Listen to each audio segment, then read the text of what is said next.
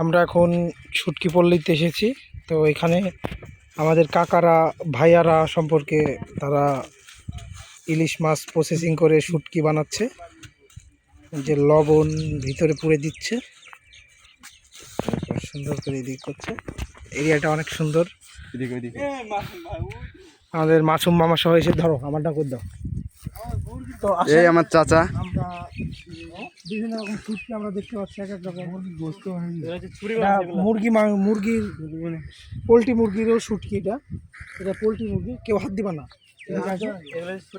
এটা হচ্ছে ছুরি মাছের টাইপের শুটকি। এটা হচ্ছে ছুরি মাছের শুটকি। এদিকে মানুষের মতো শুটকি আছে, এদিকে আসে। এদিকে একটা শুটকি আছে যেটা খুবই দারুণ একটা শুটকি। এটা হচ্ছে মোটামুটি 100 থেকে 150 কেজি ওজনের একটা মাছের শুটকি। টেস্টি, খুব দারুণ লাগছে শুটকি বানাতে। ইনশাল্লাহ আবার আসবো।